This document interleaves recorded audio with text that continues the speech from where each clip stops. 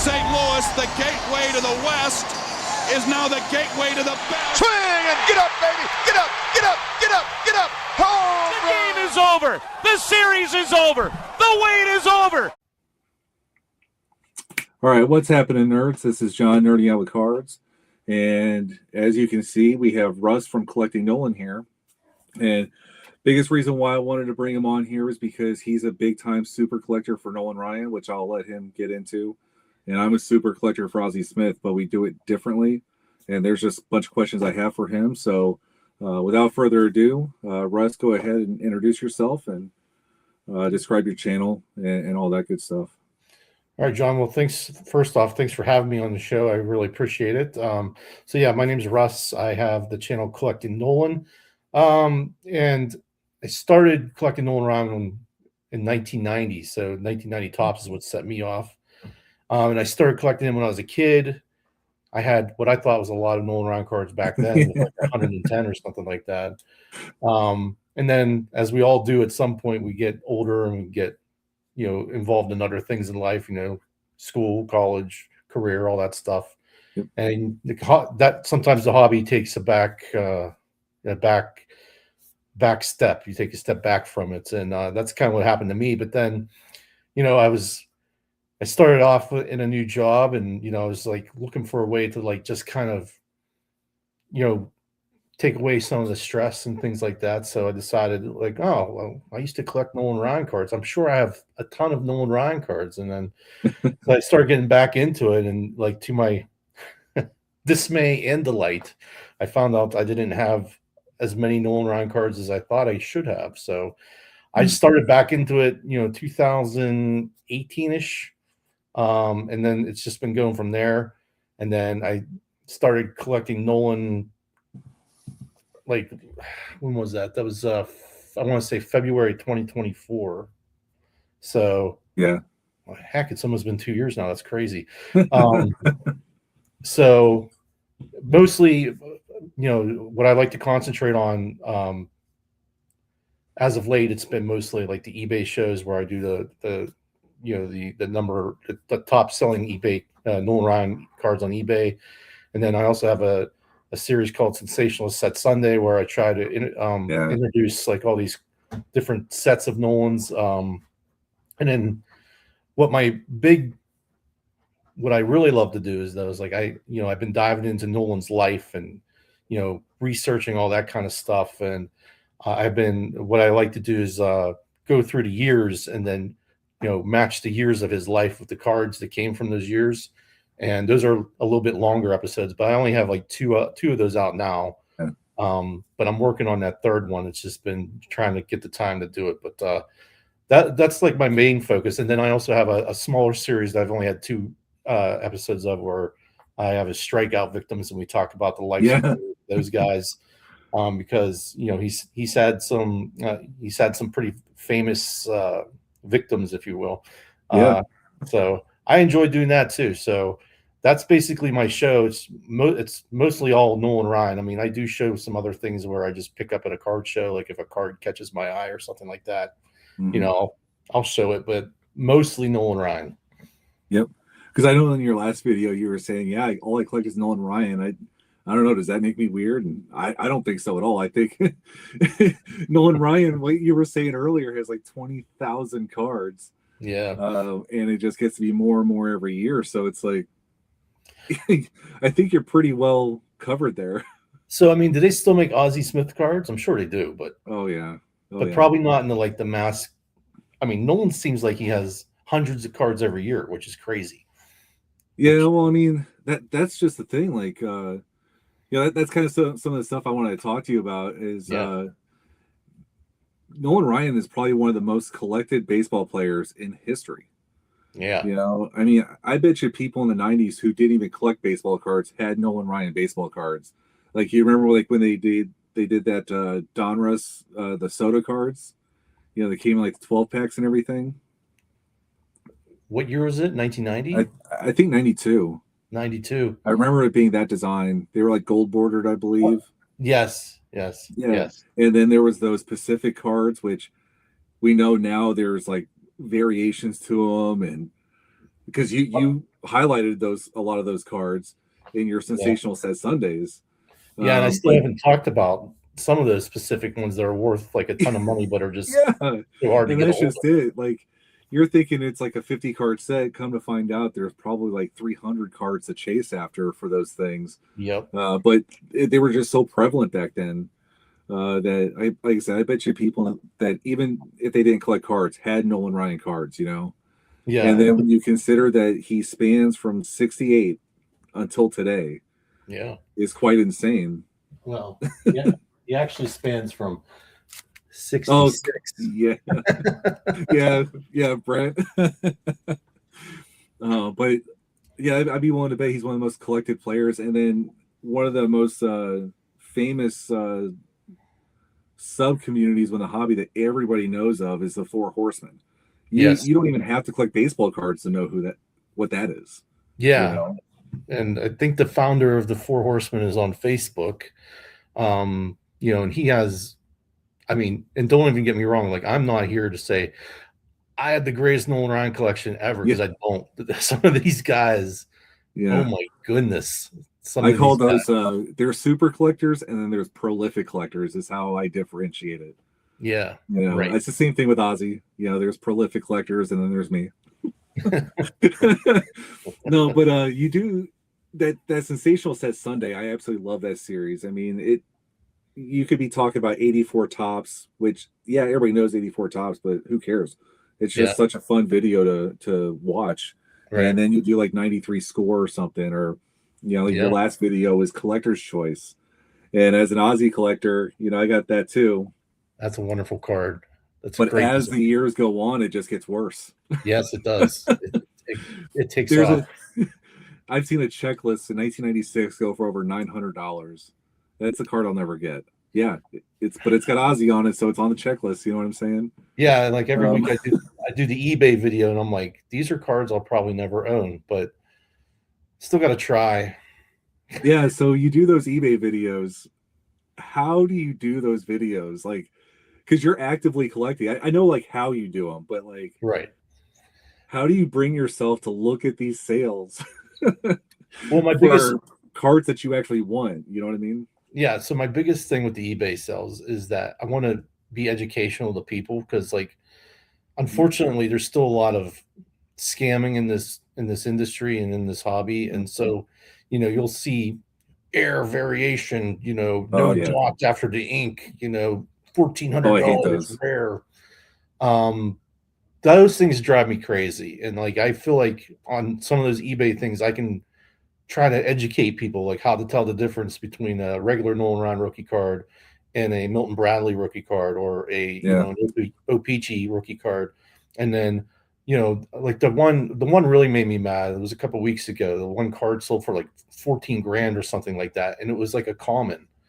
And it just like made my stomach ache for that person, because it was like, there's nothing rare about this card that makes it worth that much ever. Yeah. It's kind of like the Jose Uribe from 1991 Fleer or 90 Fleer, where he had the wrong birth date and they were trying to sell it on eBay for millions of dollars like 20 years ago or something like that. Like those kinds of things aren't ever going to go away. The only way to halt them is to educate people. And so, especially with those upper deck 1991 upper deck Nolan Ryan card, with the signatures on them, it's the checklist one, the heroes.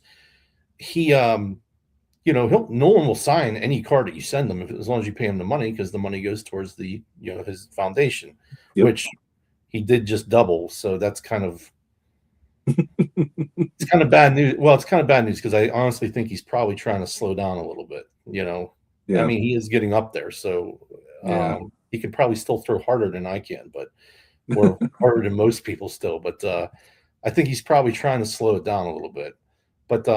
But being said, like, he'll still sign that card, even though that card was part of a impact giveaway. And I think a lot of people get fooled by it because there's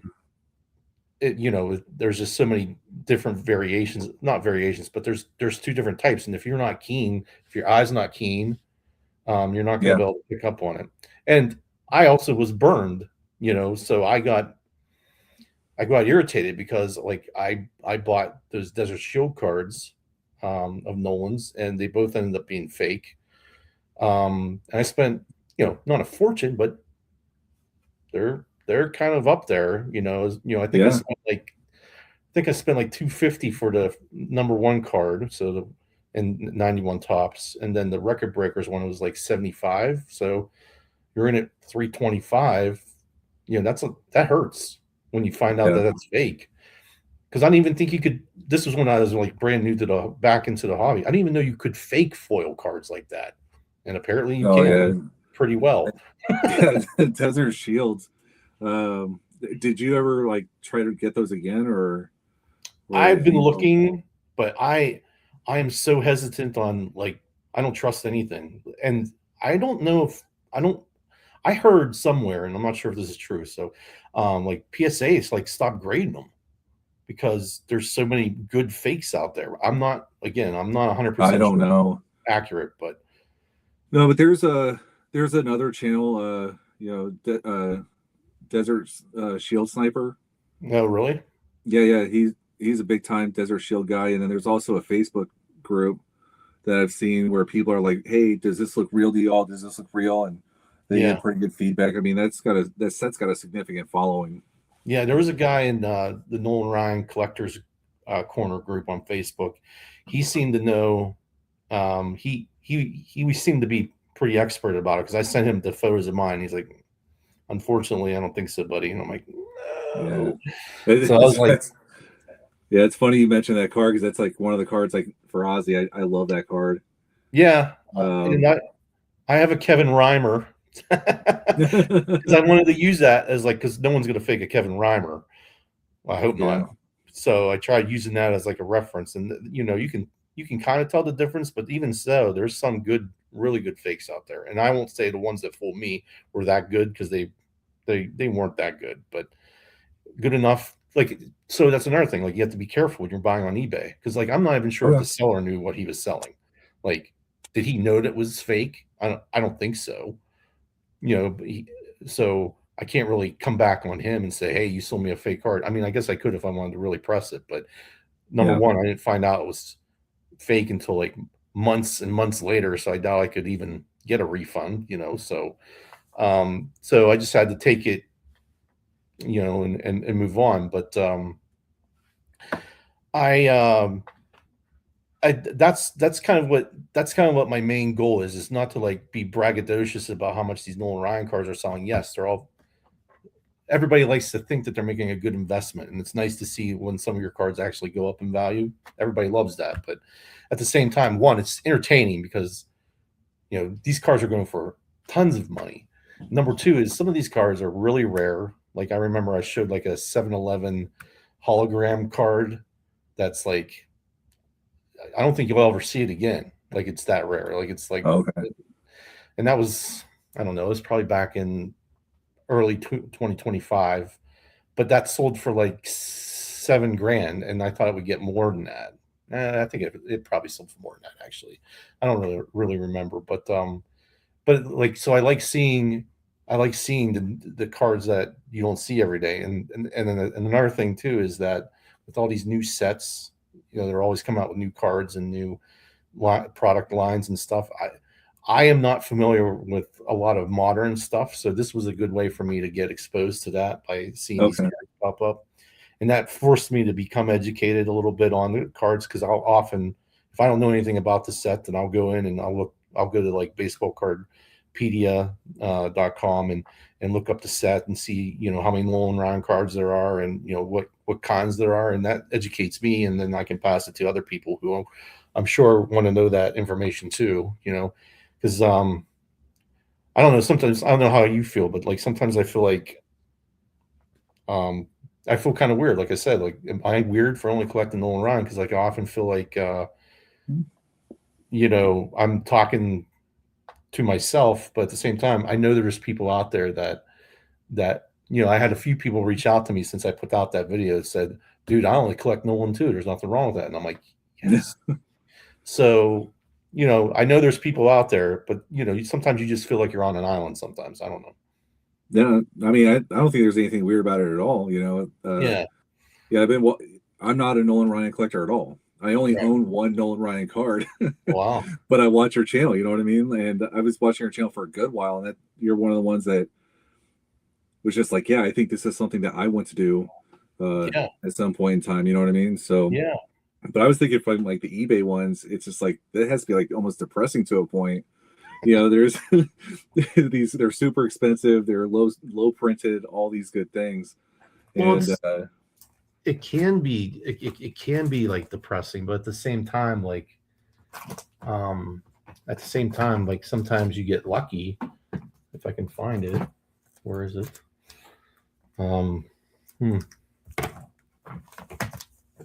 Sorry. oh, you're good. Oh yeah, here it is. So like sometimes you run across a gem, like this is a 7. I got this for $370 like a couple years ago, and this thing is like shot up to like over 12.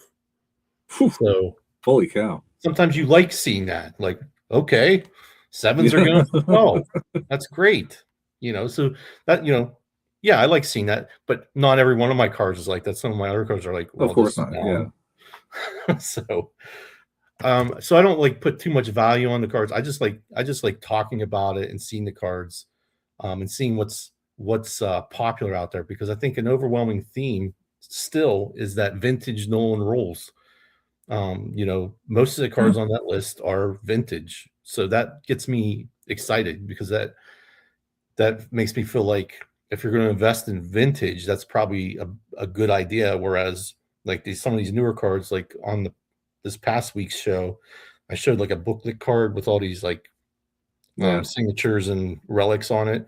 That card was going for well over $2,600 just last year, and now it's sold for like $999. So Wow, that's a rare instance of that's kind of a card drop. going down. But I see that, it's kind of like the Mike Trout rookie card, in Topps, like that used to go for a fortune in a PSA 10. Now it's still expensive, but it's not as bad as what it used to be. Yeah, well, because of the IL stints and all that good stuff. But no, so you collect a lot of the new stuff too. Yeah. Yes, like you and Brent do and whatnot. And He's I a guess bad like I'm trying to figure out the right way to ask this, but like because I like newer cards, just not of Ozzie Smith. I guess is a weird way to put it, because I made a decision years ago that I couldn't keep up with the newer products of Ozzie Smith. Yeah. Because I cannot help but being a completionist with him. And Right. with cards these days, that's literally impossible. So I eventually got to a point where it's like, okay, I'm gonna limit the scope of my collection, right? But you keep going with the new stuff, and I guess what motivates you to keep going with it, knowing like what's your goal for your collecting? So my goal is to acquire as many Nolan Ryans as humanly possible during my lifetime. Now, I'm completely aware that I'll never own some of these one of ones, and some of these, thousands of dollars of cards. I'm okay with that. I mean, I'll still want them, but that's what I think. That's what I like about Nolan too, is that he has a lot of cheaper, I call them, lower, bottom of the fruit, just picking low branches off. You can pick up a dollar Nolan Ryan card. It can look sweet. And I think that's like Brent talks about that too. Like, you don't have to spend a ton of money. You can still get shiny cards and cool looking cards for relatively cheap. And that's what I like. But another thing that I don't like is like all these parallels and stuff. Like, it just gets to be out of hand once you get past, well, heck, once you get into like the late 90s and into the 2000s, it just, you start to see, because like you were talking earlier, how you don't collect, off of like TCDB, you don't look at the list and you're like, okay, I can get this next one and the next one. I collect like that. Like, I have all these binders over here are filled with Nolan Ryan, and they are in chronological and alphabetical order from 1966 the whole way up to 1993. So, Yeah. and I have boxes of Nolans that I haven't gone through yet from later days because I just haven't had time. But where was I going with this? So I feel like if you want to spend the money, you can, if you have that money. But if you only have like a couple bucks to play with, you can still do that too. But Nolan, he's got so many, like it's over 23,000. Like I only have Jim was asking me the other day, Jim at the 5714 Collector. He was asking me like how many Nolan Ryans do I have? And I said, I probably have about 3,000 unique Nolan Ryan cards. That's a lot. Levels. Yeah. But if you think about it, that's not even half. Yeah.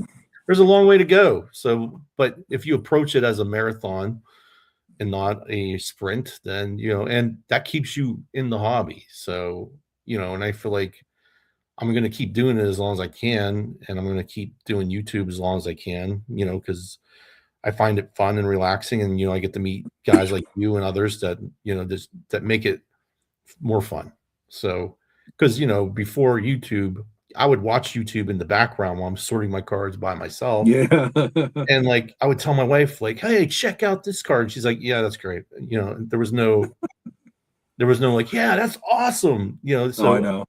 We're simple. Men are simple. We like simple things. We like to share cool things and, just have like some sort of bonding through that, so I felt alone collecting. So I was like, well, and plus there wasn't enough Nolan Ryan representation on YouTube. So I know exactly how you feel. Yeah. I'm going to change that. No, so it sounds like, you found a way like, be satisfied with the continuing products that come out. And I just couldn't get to that answer. You know what I mean? Like, yeah, no, I get it too, because look, I'm going to run into a problem here. Like I have this exact same bookcase you do. Okay. Right behind you. Once that thing becomes filled, we're going to have an issue. Like, cause I'm not going to have a lot of room. And I think that's going to easily be filled before, 23,000 cards come. You know what I mean? Because I already have 3 shelves full, and that's only 1,700 cards. So, man. But I do it differently. Where you have a book, you have your binder of Aussies, and they're in the 9-page slots. I use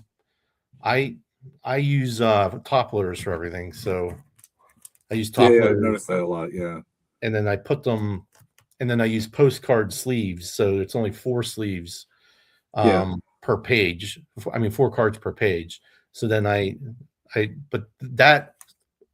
up with that idea. Well, I don't know if I came up with it, but I thought of that idea when I was collecting, because I was originally doing the 9-page thing, but I was like, well, what happens if I want to grade? And I was like, yeah, but I don't know how, I don't want to do that. It's a lot of cards to grade. It's a lot of cards, and that would be like $3 billion. But also too, like I can make a space in my collection. So if I don't have the card, I assign a space for it in my binders. Yeah. And I have it labeled with just a simple little label maker here. And I have a label for it, so that way it has a place. So whenever I acquire that card, I can check it off the list of my needed cards, and then I'll have a space for it. And then if I ever decide to grade it, well, then the pages will fit a graded card. So I think that was like the smartest way for me anyway to do it, because boxes are okay, but I like to display, and I want people to be able to flip through if they want.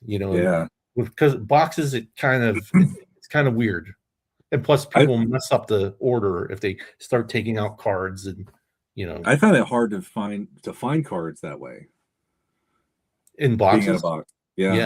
Yeah. Like when I go to a card show, some people love looking through those like dollar boxes.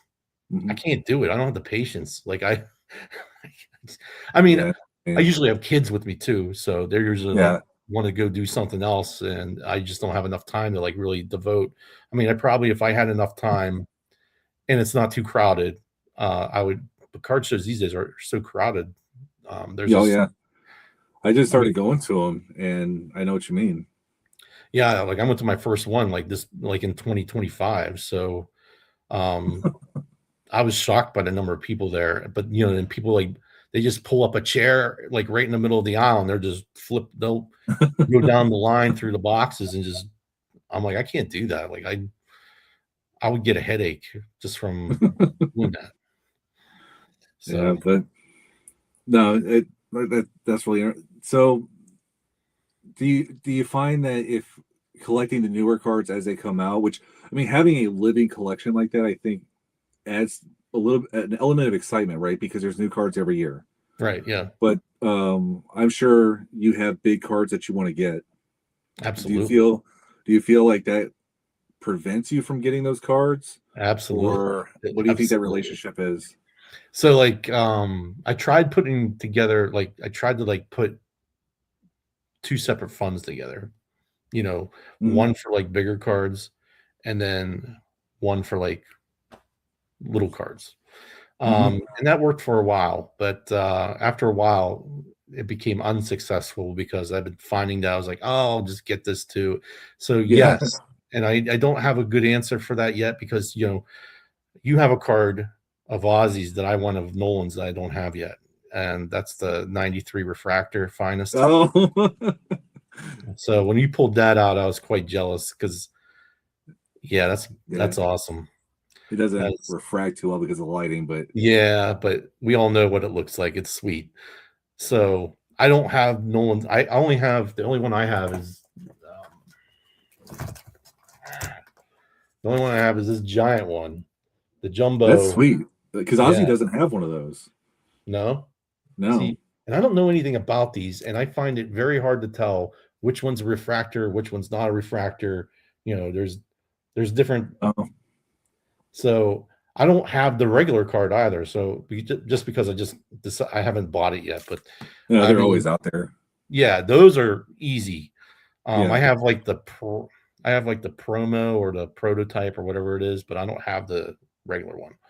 But yeah, so when you pulled that out, I was quite jealous. But like going to a card, I was at a card show and this one guy had like five of them and they're all graded Yeah. and Naturally. they're all like nines. And he was like, he wanted like $5,000 for each. Ooh. So I went up to him and I asked him, I'm like, do you take payment plan? Jokingly, but like in a serious manner. Like I knew he just looked at me like he wanted to kill me. And I was like, I'm just kidding, dude. I'm like, those are some sweet cards.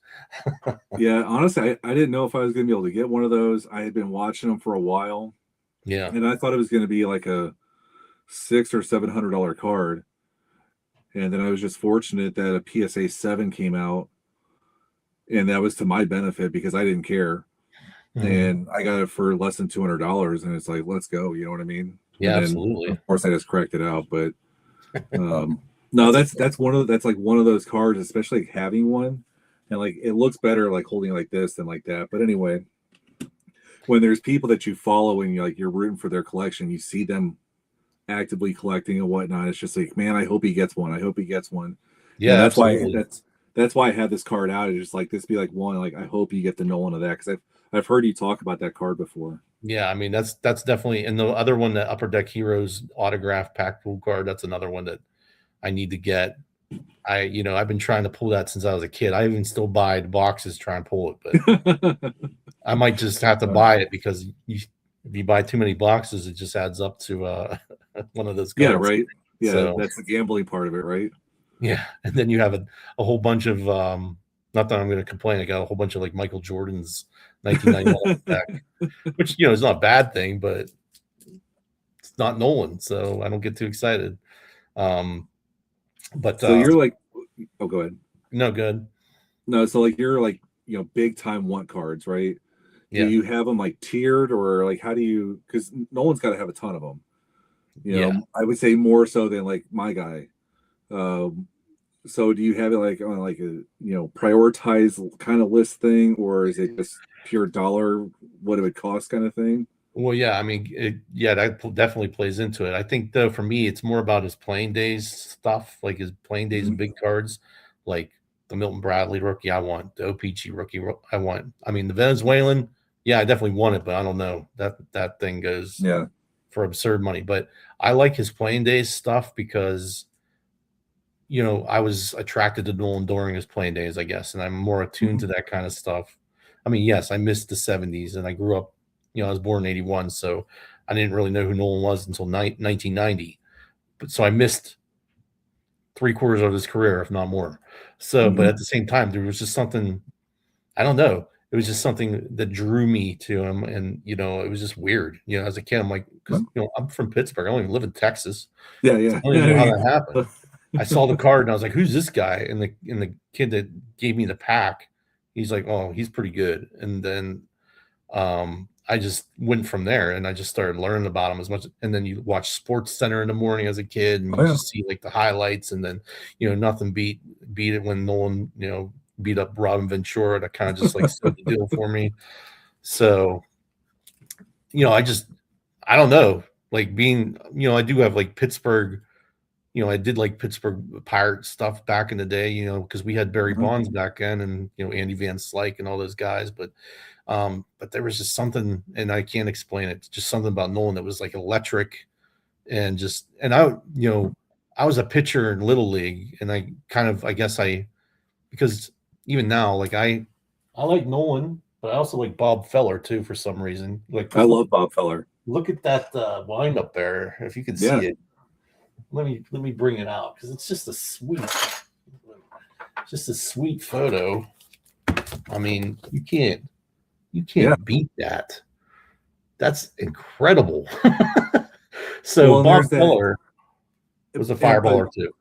Yeah, Bob Feller is part of that lineage, right? It went from Bob to Sandy to Nolan. Yeah. Yeah. And like, it's kind of and they're all related to Nolan, so Bob Feller was the fastest pitcher probably before Nolan Ryan. And then, then Nolan broke that record with the 100.8 or 100.9 mile an hour fastball that they say now is probably closer to 108, which I don't doubt it. Because it was the same thing with no hitters.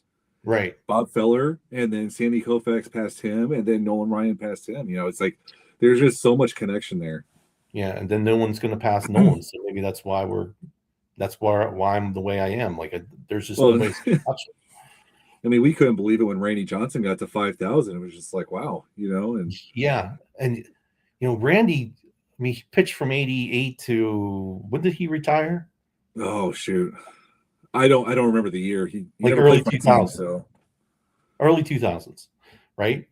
No. He went on much further than that. Okay. All right. But I was just wondering, like with him, if he ever pitched like 27 years, would we what he could have done? Yeah. Yeah. But, I mean, he was incredible. But all because of Nolan. Yeah. Nolan Ryan helped Randy Johnson. Yeah, because Nolan was doing his thing before like analytics, before the smartest guy in the room tried to be the contrarian hipster was saying, oh, but really he's not, Yeah. But people like actually, I think, enjoyed what he was doing in the moment. Yeah. And then he just did it for so long. I mean, he was multi-generational. Well, that game that he beat Koufax's single season strikeout record, he went like 11 innings. Yeah. He was not going to get off that mound until he broke that record. Yeah. And you can listen to it on YouTube. It is fantastic to listen to. Like, it's like just, you can sense the tension. You can sense everything. He's like giving it everything he's got. The announcer's going crazy. And then he finally breaks it. And it's just, I don't know, that would have been magical to see. But, so I'm just, I was a pitcher in Little League. Everything was modeled after Nolan. I even bought like the pitching Bible of his that he bought, that he wrote. And I tried all that stuff in there, even his diet and exercise plan when I was like 11 years old. I'm like, yeah, I fashioned my wind up after Nolan and it kind of worked. Like I was striking out people left and right in Little League. No, it was just Little League, and I, never went any further than that, but it was just great.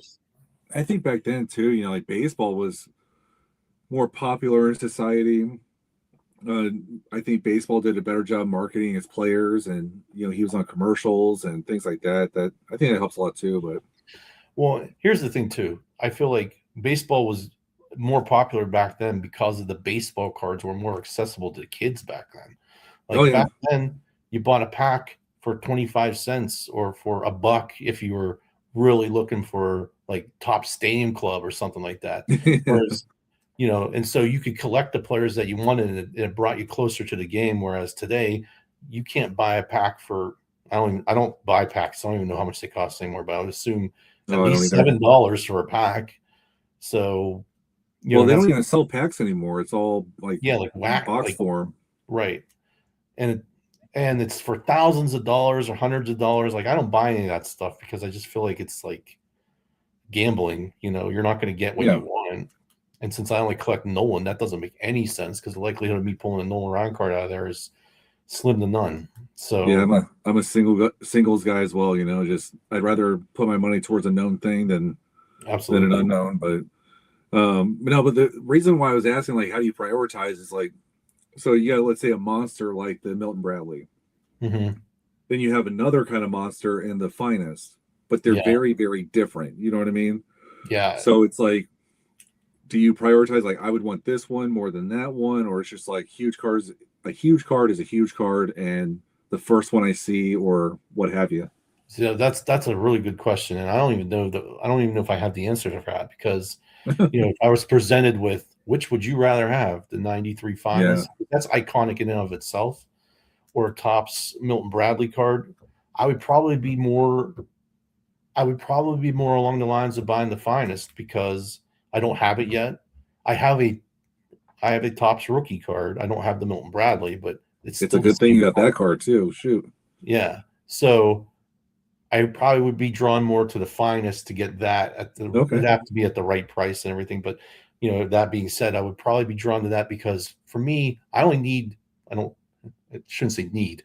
I only want one copy of each card. Okay. I'm some of these guys, I have a friend, he does 9 of each Nolan Ryan, even the rare ones. I'm like, so you're the one taking all these rare cards. Yeah.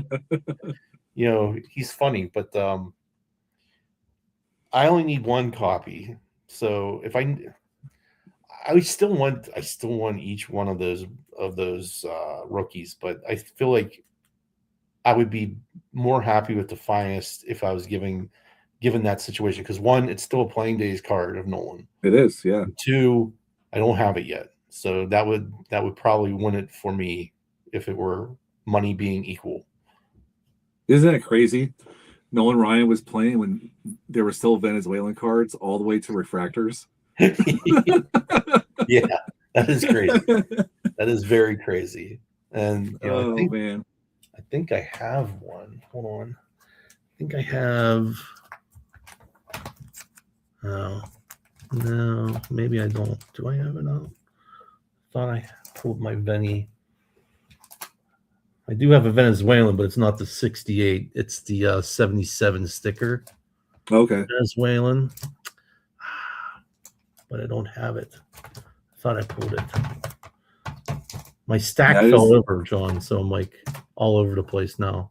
No, I just found out in recent years there's a 1990 Venezuelan sticker. Yes. And those are stupid expensive. Yes. There was one, I think one was on the eBay show. It sold for $4,000 and it was beat. Yeah, I think the Ozzie was like, I saw it listed for like $900 and I never looked at it again. I never wanted to see that again. Yeah. You're like, what? How can these 90s cards be going for this much money? I mean, like, I understand the refractor, but like the other day, my last show, I had an 83 top sticker that sold for thousands of dollars, like no, $700, like a common sticker, just because it was a PSA 10. Yeah, which, don't get me wrong. Like I will buy a graded card, but I don't think I'm ever going to submit a grade for grading because it's just one. I don't like to have my cards leave me. I don't trust. Yeah, I'm not a trusting. And it's going to be leaving you for a long time too. Yes, and then you have some dude look at it and be like, "Yeah, it's a 6," and you're like, "What? No way." So, Yeah. I um, completely understand. yeah. So when you broke those cards out, I was like, "Wow, this guy's awesome." I love that. Like he just Warzone is like, "This 102. was $40 for me to submit, and I don't care." Boom, out it comes. It's just it's a matter of enjoyment, you know. But for me, John, I'd it's say all right about now, this is more enjoyable to me like yes, this. It just is what it is. and just getting the card, like having the card in your collection. That's more than enough for me. You Oh yeah. know, like I just but on the other hand too, I feel like grading can be helpful if you're unsure. So like when I bought the Nolan rookie, Mhm. I wanted to be sure that it was real, because there's they fake Nolan Ryan rookie cards, if you can believe it. No, And I can believe it. here's one. I'm not gonna. They're they fake them all the time. So you want to I wanted to be sure of, especially on eBay. Like you can't grab the card because people say, "Oh, you should smell it." On eBay you can't smell it. Mhm. Um, you could do certain things like the flashlight test, where if you put the flashlight underneath the card and if it Mhm. shines through, it's probably no good. Um, but those are things that you have to do in person. And so Yeah. when you're buying off of eBay, you just want to be certain that it's real. And even then, when I first bought this one, I was like, I did the flashlight test. I looked at it with a loop and everything else. And, I'm more than sure that's real, but, you know, grading kind of adds certainty to it in some regards, but, even the graders make mistakes. So that's not 100%. It's not a Yeah. 100% foolproof plan. So, but I feel like for bigger cards, at least you can be somewhat more certain that those are legit. Yeah. I mean, and there's pros and cons to everything. You know what I mean? Yeah. Grading has it and not grading has it, whatever. But Right. I don't even know if there's like a timer or whatever on here, so I don't know how long I've kept you, but It's okay. I've got all night. kind of going back to how does Ozzie and Nolan intersect? And I know you got a card, and I got, Yeah. like I said, my one and only Nolan Ryan card. I figure we can show these because it's the only way I'm going to be able to show a card. But the 79 hostess panel. That is fantastic. Wow. So you got yours. That is so hard to get. I'm jealous.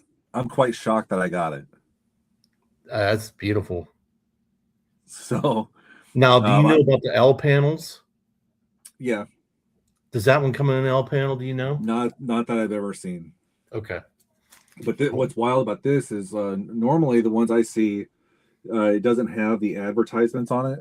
Right. And then also this writing up top. So normally it's limited to just the card height. Yeah. And I was reading up on it. I guess like PSA considers a full panel just the card height. Like they give it a dimensional thing. So I think a lot of people probably cut those off to meet that PSA standard. I've never seen one with all this anyway graded. I don't know. Is that for a minute I considered sending it in, but decided away from that. But right. Yeah, it was quite crazy. Technology these days, right? So I was underway. We were I don't know. I think we were still near Antarctica, but anyway. I was out by Antarctica, just floating around. But we had the internet, right? And so I just put in a bid because like we're a day ahead, all this other stuff. The auction was going to end at like some weird time, and so I was like, whatever. I'm just going to put a bid in there. Wake up to find out that I lost, and I won. Dude, that's crazy. Because like that thing goes for serious cash these days. Serious cash. I seem to go around like, I don't know. That one was $250. That's all I can tell you. I don't know what they go for regularly. Around $1,200. $1,200? Holy shit! Yeah, and Ozzie drives that. Ozzie's the driver of that. Well, yeah, because of the rookie status. Yeah. Whatever. I mean, they're just not that common either. They don't pop like you never see them. I don't know. The odd thing was the genesis behind it was that my Ozzie is not in great condition. Yeah. Like I got it just to get it 20 some odd years ago. Yeah. And then I thought about, well, I could get a better condition one, like upgrading it.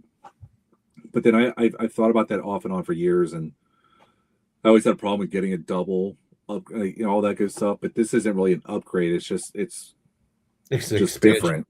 Yeah, it's just different, Yeah, and with it being I think a seminal card, 79 and all. Yeah, absolutely. That'd be kind of neat. Yeah, but I mean, sometimes those are like the best days on earth when you find deals like that where like, wait a second, what do I see here? And you can't believe it, and you pull, you can't pull out your credit card fast enough to pick that up because you might not see that deal ever again for $250. That's sweet. That's I've been looking at a few cards that went way under what I anticipated them. Like that Finest, and then the select mirror red card I have. Mm-hmm. Like the mirror gold's unattainable, but yeah, the mirror red's a nice consolation. Yes. Now there was one card. I don't know. I haven't seen you show it, but do you have the Nolan of this? No, I have the regular. I have the regular Pinnacle. I don't have the Defects. Okay. That's another one. Like if you don't, like I really hope you get it because I think people sleep on these compared to the refractors. Yes. These are so sweet. I've been offered it twice. They went like around $250 for it, which it's probably worth that. The timing wasn't right. I was like, I can't right this second, like $250s. $250 is a lot of money for cardboard, You gotta explain that to your wife and No, that's just it, right? Because you're 100% right. It's expensive. I think you start pushing like $80. I think it's like now you're. I need to think about this. You know what I'm saying? Yes, but absolutely. That's one of those cards. Like everybody talks about the Finest refractors in '93. Like there's those major landmark sets. You know what I mean? Yes. But that 93 Defects. Yeah. I would highly recommend that card. That's definitely up there. Get it. That's like right next to not right next to the Finest, but it's up there. Like it's definitely like, do I regret not picking it up at that time? Yeah, I do. Cause it's like, you could have had it. And everybody talks about the Defects. Brent was mentioning it. I know he has that card, but he showed, and I think he showed it a few times, but I kind of kicked myself for not getting it, but the timing just not right at the time. So yeah, I mean that happens, Yeah, but no, that's definitely one of those cards where I hope to see you get one. Yeah, because I picked up instead of the Defects at that time, I actually picked up this card, which is an oddball card, if you will. Oh yeah, I've seen you show that before. That is awesome. Yeah. So I picked that up, and they got ones in different sizes too, right? Because you have multiples of it. Yeah, I have the unsigned, and then the signed, and then I have the lithograph full size. Like it's up on my wall. But I had to like complete that. Like that was like, so I bought those at the time, and this was big money card for me, so I couldn't do it at the same time. So I think that's like one of the reasons why I didn't do it at the time. And I think you made the right call. Just saying. I don't know. Maybe, I mean, Tom Seaver and Nolan Ryan signature. You made the right call. If you had to pick between that or the Defects, I'm just saying, like, go with that. Yeah. Well, and I guess that's what I did. I'm like, oh my God. Because one, I got that for the guy was in the Nolan Ryan collectors group on Facebook, and he was giving it for a deal, and I couldn't pass it up because that card, I've seen that card go for $1,200. I definitely did not pay anywhere close to that. Oh, that's good. Yeah, nowhere close to that. But he gave me it for a deal, and I couldn't. I was like, yes, hold on a second, let me pull out money. So, um, it just depends. Like it has to be, if you catch you at the right time, especially after on a payday or something like that on a Friday, Yep. you get paid on a Friday, and you're like, yeah, sure, I can swing that. But yeah, I need to get the Dufex is a sweet card, and they don't make them anymore. So, right? They don't do that stuff anymore. No, they don't. And it's one of those things like, looking at those artist proofs cards, the technology came and went with Pinnacle. Mm-hmm. So a lot of the stuff that they were doing, it was for a short window. And when they went out of business, it was done. Yeah. And that's a shame. Like, I feel like, I don't know. I always feel like competition's good. So like when all these companies started going under, like Upper Deck and, Pinnacle, even Russ, yeah, I mean, I guess they're still kind of around, but they don't have the licensing. They don't have the rights. Yeah. So it's not the same. It's not the same mostly because it's not the company. It's a brand. You're right. So Panini has the brand Donruss. They had the brand Score, but like we know of them as separate companies. Right. Right. Yeah. Upper Deck still makes cards. It's just for hockey, and so there's OPG cards made today, but it's not the same. They're not a separate company. It's a brand that's owned by Upper Deck now. So it's just. When you collect Nolan and I'm collecting Ozzie, it's one of those things like where it was such a snapshot in time. Like you did your whole series on food issue cards. That's a lost art, Yeah. And so it's just one of those things where it's just like it's kind of wild. Like, yeah, it's the Nolan or yeah, it's the Ozzie, but there's like history within that, like underneath the surface. You know what I mean? Yeah. Yeah. At least looking at it from that lens. Yeah. And that's, I try to, I mean, some of these sets are so obscure, you can't find anything on them. Like most of the Star stuff, you can't find anything on it other than it exists and it was this many cards.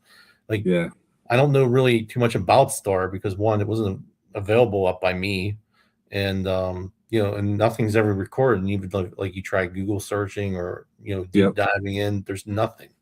And so it's just kind of like, I like learning about history as much as possible, even if it's like, I don't know, quote unquote, stupid history with baseball card printing, I just enjoy that kind of stuff. I find it interesting, as to how and why these cards came to be. But, I just find it tough to find some information on a lot of these sets because it just doesn't exist. Yeah. So, I remember watching it's like star video after star video after star video, and it's just like I got bummed that there was no Ozzie star sets, but then at the same time it's like, okay, that might be a good thing because there's the easy ones to get, but then there's the hard ones to get, and there's so many to get. I still don't have them all. I mean, and the prototypes of those have like a print run of, some of them have a print run of like 400, or some of them have a print run of 200 or 100. So those prototypes are difficult to obtain and they are expensive sometimes, depending on which star set it is. The prototype is like crazy, like hundreds of dollars. And you're like, I don't like it that much. So. Yeah. Now, like with your Nolan cards, like, I don't know a better way to describe this, but do you put like limits to it or boundaries to it at all? Or you just go hog wild? So as of lately, it's been hog wild, but I've been like contemplating in my brain as to what I'm getting into as far as like post playing days, with all the parallels and stuff, because some of these parallels, they're so expensive, and it's like, why? It's just the same image of the card, just with a different color border. Who cares? So part of me says, no, you got to get them all. But at the same time, it's like the other higher part of my brain says, maybe you should limit it to a few, or one or two examples, or 3 or 4, depending on how much you like that set. And so I feel like that might be what I end up doing when I get. See, I'm still cataloging playing days. Still, I haven't gotten to cataloging post playing days cards yet. So it's gonna be probably, I'm gonna have to make some hard decisions about what to cut and what to not cut. So, but I feel like hey, if you have a representation of the card and maybe more one of the rarer parallels, that's fine. Like who cares if you Yeah. have the 1 out of 2,500 or something parallel, if you have a 1 out of 10, or 1 of 1 maybe. I don't really have any 1 of 1s yet, but because they're not really 1 of 1s. Well, it's funny too, like because without competition, like the only thing that they're doing from year to year is one-upping themselves. Yes. But at the same time, there are parallels that have what you can call history now because they've been going on for 25, 26 years versus the one and dones or the new Aqua Wave or something, whatever new names they get. You know what I'm saying? So yes, yeah, and I don't know. I feel like that kind of like dilutes the hobby too. Like if you have so many parallels, people are going to start to lose interest because it's just like I said, it's just a different color or a different foil board or something like that for each parallel, or something like that. Whereas true rarity is missing now because you have a 1 of 1, but they made like 20.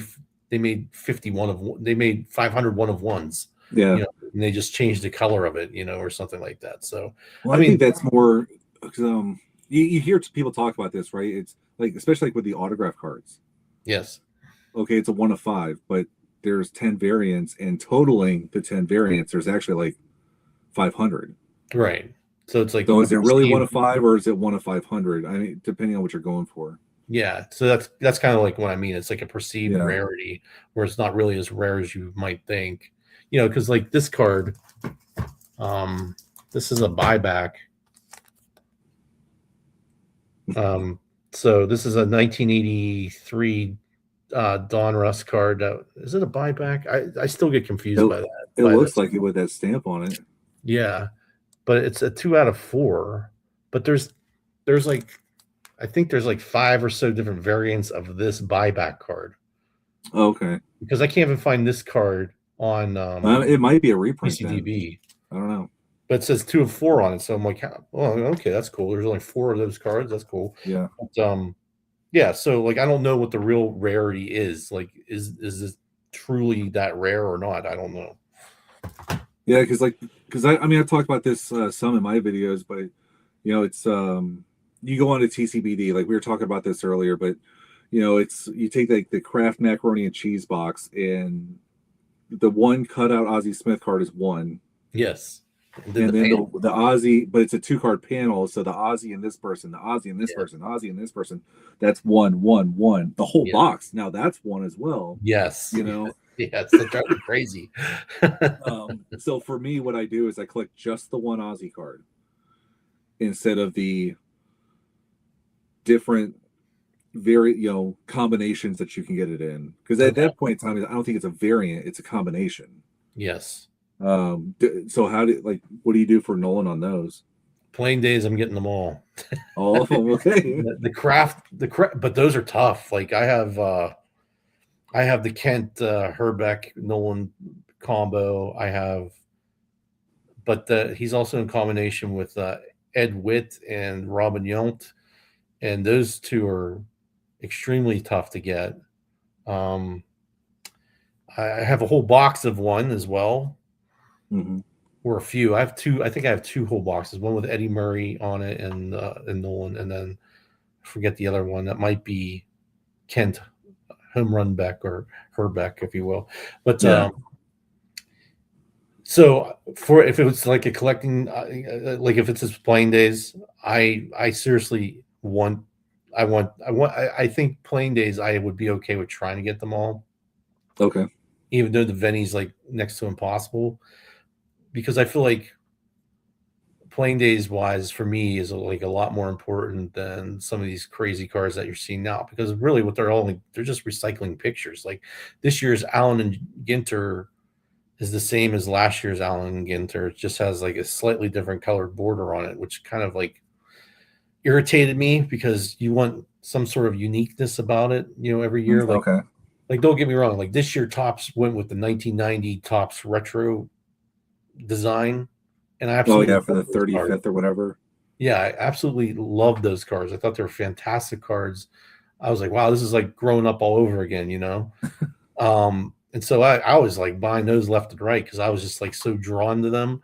Yeah, But at the same time, like, you know, the Allen and Ginter, those are playing off of cards from like the 1800s and stuff that we really yeah, don't have any, unless you're a collector of vintage, and that's probably what they're trying to do is they're trying to maybe bring those vintage guys into the modern era a little bit by making those designs similar. But I don't think that's going to work because one, it just doesn't look real, and two, you know, there's just too many variations, and you know, it just I don't know, it's kind of just. Don't get me wrong, I still buy them because if I like them, I'm going to get them. But you know, it's collect what you like. But at the same time, you got to be realistic about it too. You know. yeah.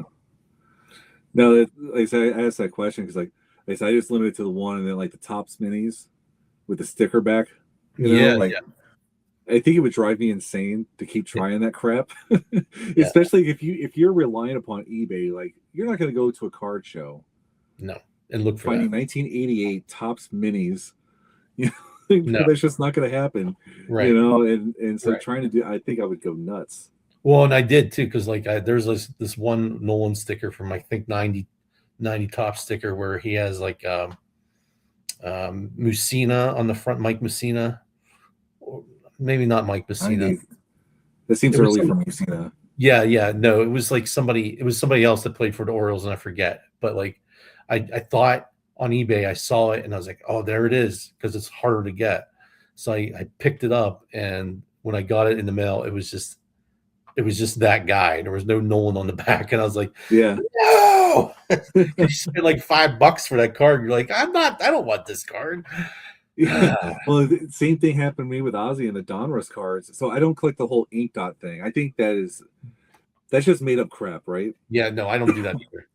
But on the front there are border variations. Yes. And so I'm sure you know well what the border variations are, like a factory set and this and that. So I did go after the border variations, and after multiple attempts I was successful in 1990. Okay. you Yeah. know, little dots everywhere, but Yes. the picture on the eBay listing showed one card, but what was sent to me was another. And it's See? like, how much am I going to haggle with somebody because of a dollar mistake? Yep. You know? And you know, and that drives me nuts too. Like, so for instance, I wanted to buy the 71 Peachy. Yeah, that's a sweet card. Yeah, and it's got the yellow back versus the green back of the tops.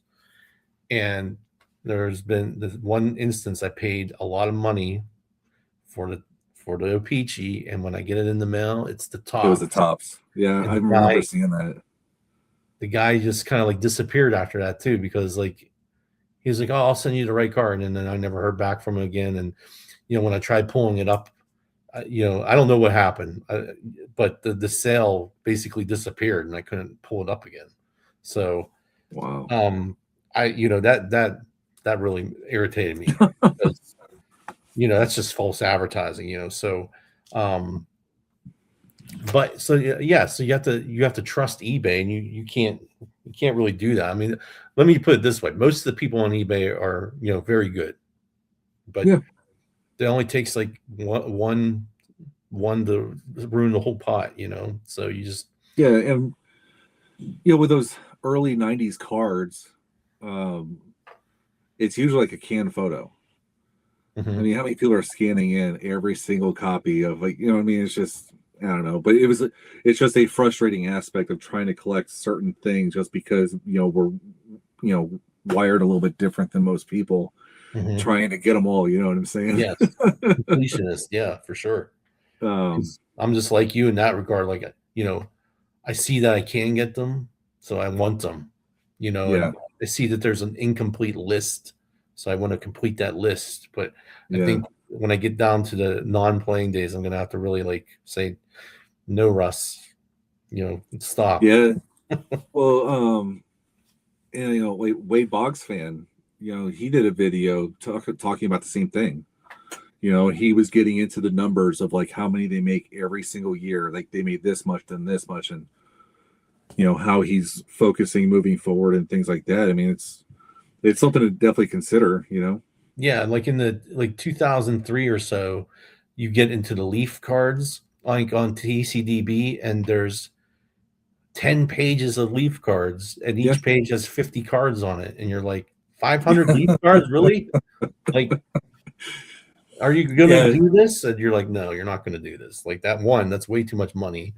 Two, Yeah. you're not ever gonna get them. And three, like, what's the point? Like they probably used the same photo and have, one's a pink border and one's a yellow border, and then one has a a mojo to it or so. I know Leaf doesn't do mojo, but you know what I mean.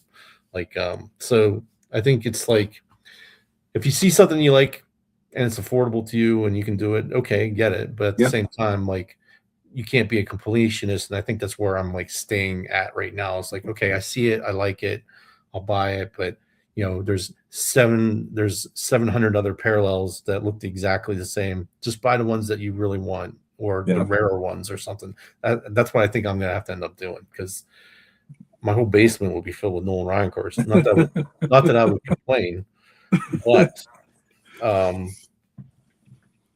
yeah, my wife might complain. Oh man. No, so here's the question. You said that you haven't cataloged your post playing day stuff yet, right? So how roughly, like, how many post playing days cards do you think you have? Like, so ballpark it, probably have 1,500. 1,500, shit. Yeah. So what? I guess like you catalog these things and whatnot. If you realized that, wow, if I sold all these, I could get this mythical card. Some people call it by different names. Yeah. Would you do it or would you not, because of all the time and effort you spent in collecting those?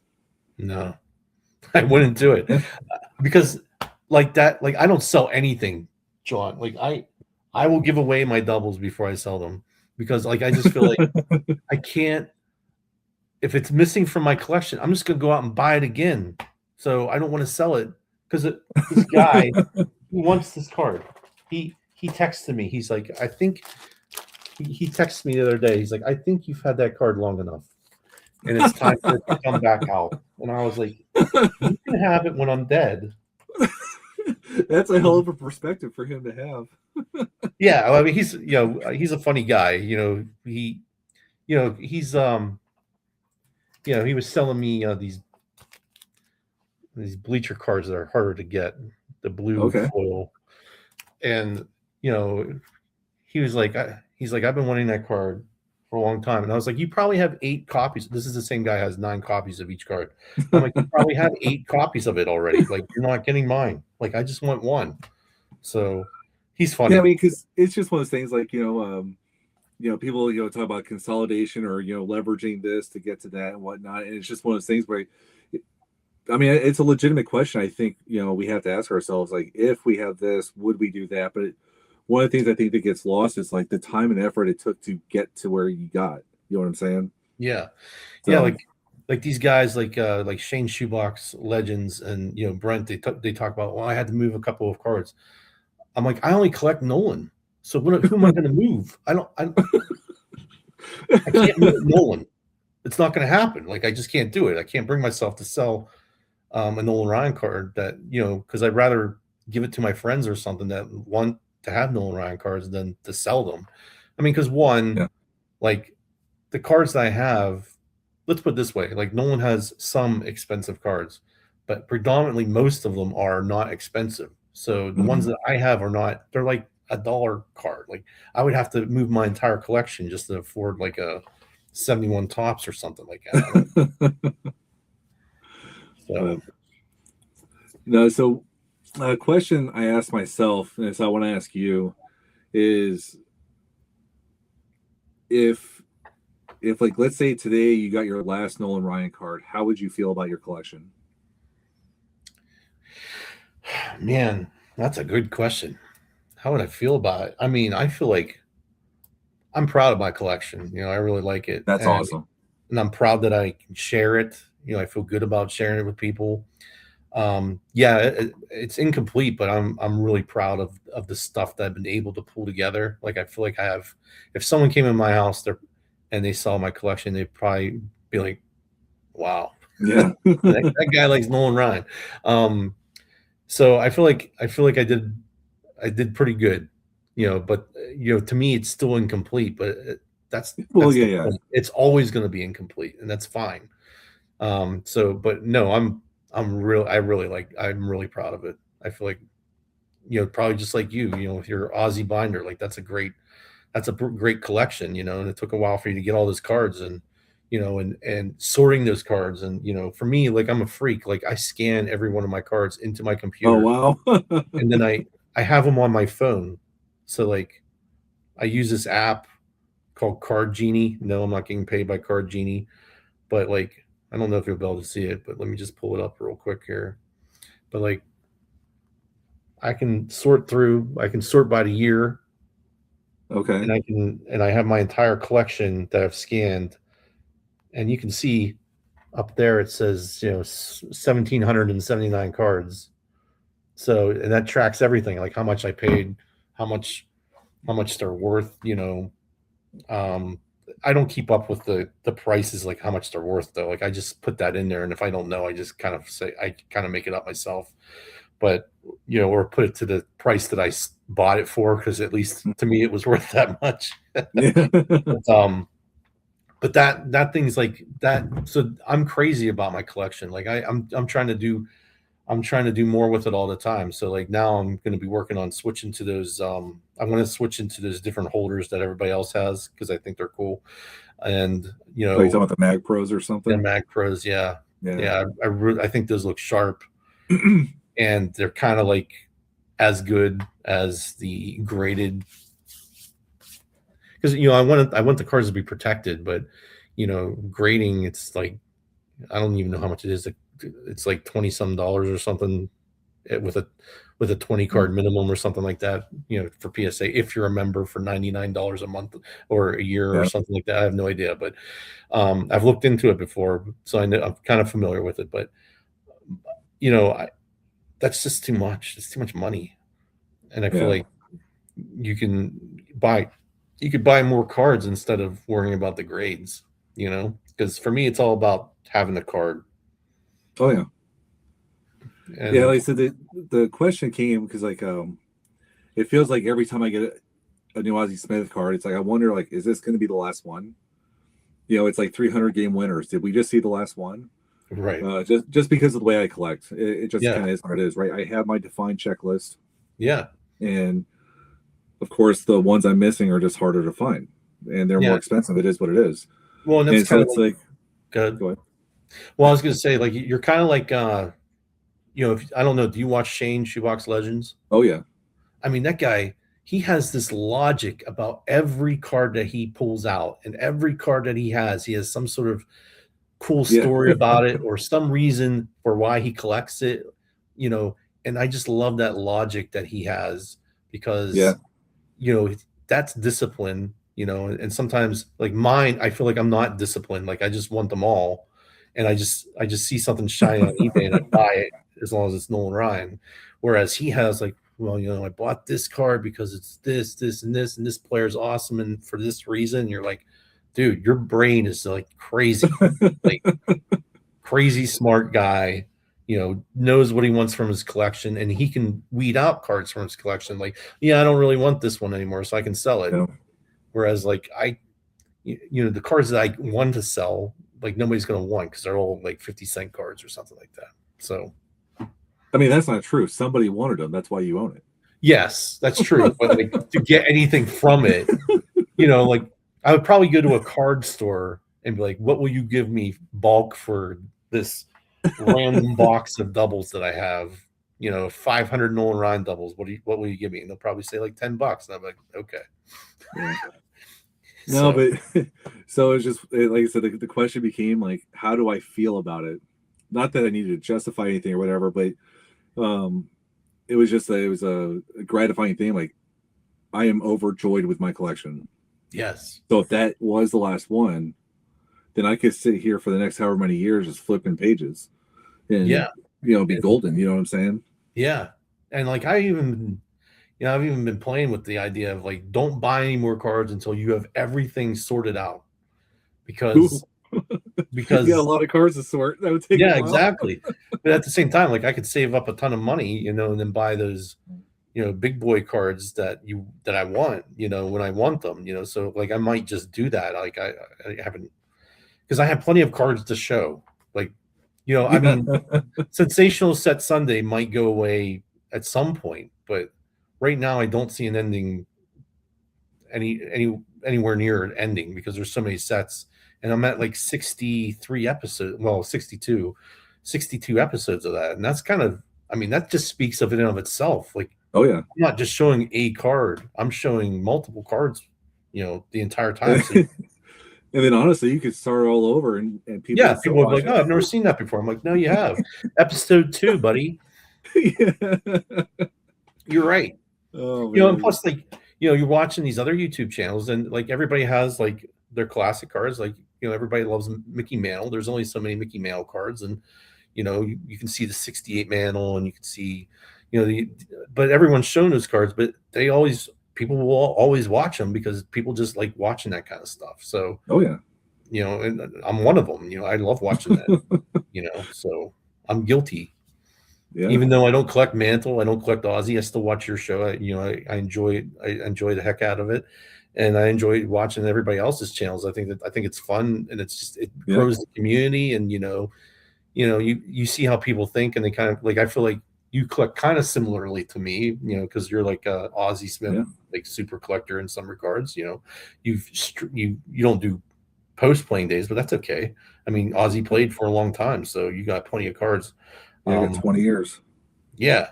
So, and but you also collect other stuff, like you collect Mutual, and you collect.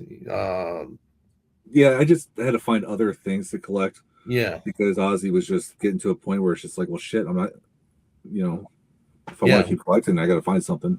Yeah, and for me, my other venue was like, I'm going to collect Nolan strikeout victims because he has a heck of a lot of those too. So yeah, about 5,714. Yeah, yeah. So I've been finding, like, because I want to collect like the rookie card of his victims. So like, I mean, some of them are going to be harder to get, and I might not get their actual rookie, like Pete Rose. Probably not Eddie Matthews. Eddie Matthews rookie. I did an episode on Eddie Matthews. You probably watched it. So I got a second year card for like $125, and it was beautiful. And I was like, wow, this is might be one of my favorite cards. Just in general, because it's that good looking of a card.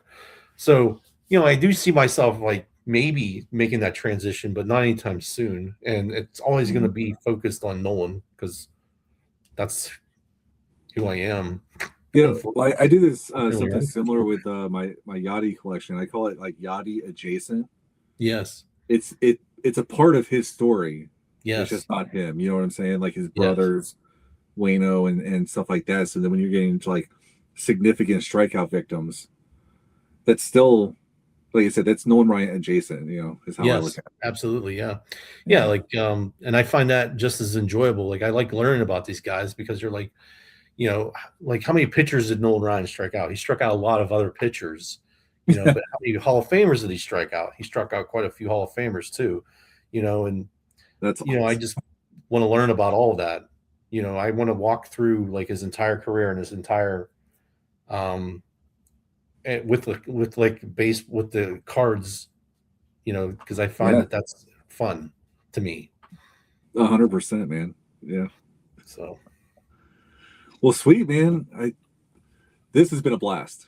Yes, I love hearing about how you collect, why you collect it, and like your thought process makes total sense. And I love the way you go about doing it. The Sensational Set Sundays, phenomenal. That's like must see weekend, shows for me.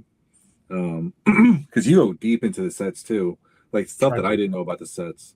Yeah, and so I think it's awesome. Thank you. So, yeah, and that just stemmed from actually like Mike Junkwax Hero. Like I reached out to him, and he's like, you just gotta put out videos. And I was trying to think of, well, how can I do this? Because I was mostly focusing on Nolan's career and pumping out videos, but those take a long time, so I couldn't do one like weekly. There's no way.